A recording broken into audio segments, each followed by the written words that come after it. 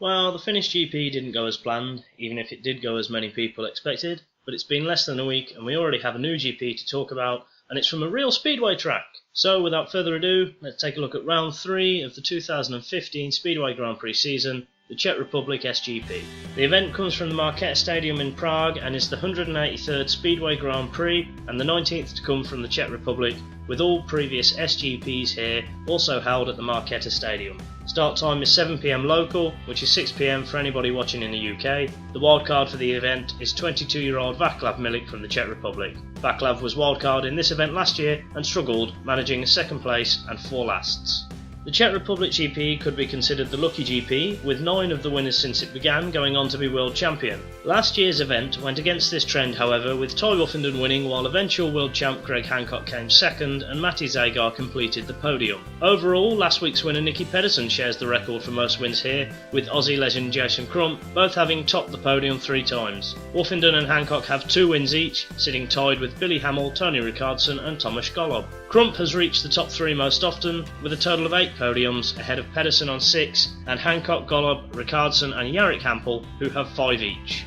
Let's have a look at the riders as we head into this GP, ordered by current championship standings. League averages are of top flight meetings in Poland, Sweden, the UK and Denmark since the last GP up to the 22nd of May, and are calculated using the 4-ride CMA system. Number 108 Ty Wuffenden. A second consecutive second place in Finland for Ty, including 5 heat wins, sees him climb to the top of the standings with 22 points. Riding for Wroclaw the following Sunday, he scored 11 from 5 rides in a 48-42 home defeat against Zielona Góra.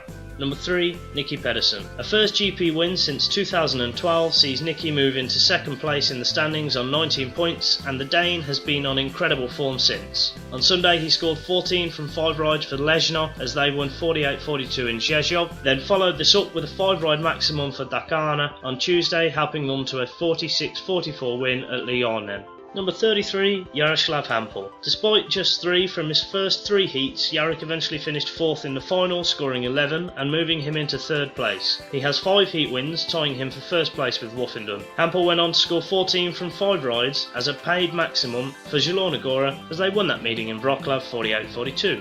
Number 55, Matti Zagar. Matti was unable to repeat his win of last year in Finland, but 2 late heat wins helped him to 7 points. He has 4 heat wins on the year, but had a nightmare the following Sunday for Gorzów, scoring 2 from 3 rides in a 48-42 home defeat against Torun. Number 100, Andreas Jonsson. Only 1 heat win in Finland for Andreas, but he still managed to take 3rd on the podium and scored 12 points. Andreas also rode for Zielona Góra on Sunday, but was only able to score 5 points in 5 rides.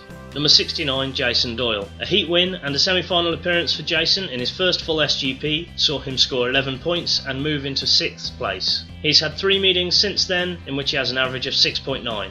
Number 52, Michael Jepsen Jensen. No heat wins for Michael in Tampere, but 10 points and a semi-final appearance see him stay 7th. He's had 3 outings and a torrid time in league meetings since, where scores including a 0-point night for Wroclaw on Sunday have seen him average just 3.7.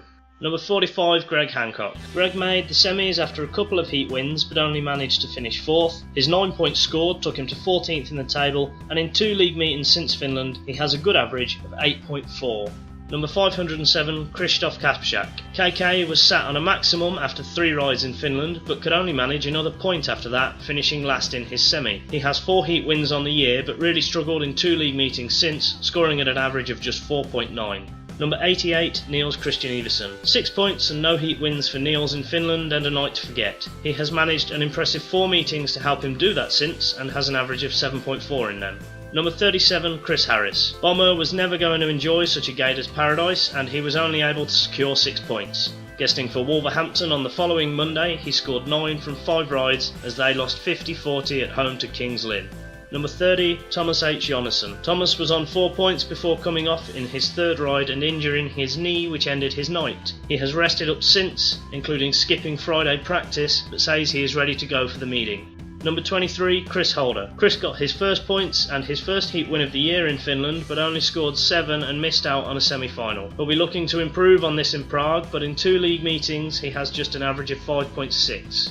Number 75, Troy Batchelor. Troy also got his first heat win and points in Tampere before a last in his 5th ride saw him miss out on the semis with 7 points. Riding for Swindon on Thursday, he scored 11 from 6 rides as they recorded a 50-40 home win over Leicester. Troy does, however, lead the pack for in-race wheelies, a record that may not be broken for some time.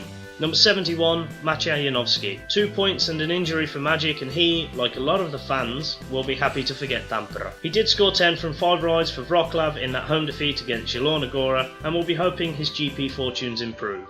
And finally, the wildcard, Václav Milik. Václav, like it seems half of the GP field did, rode for Wroclaw against Zielona Góra and scored 5 from 5 rides. Here's a quick recap of the standings and heat wins on the season, and the league averages since the last GP. Nothing left to say for the Czech GP then, so let's just enjoy this year's first GP on a proper speedway track.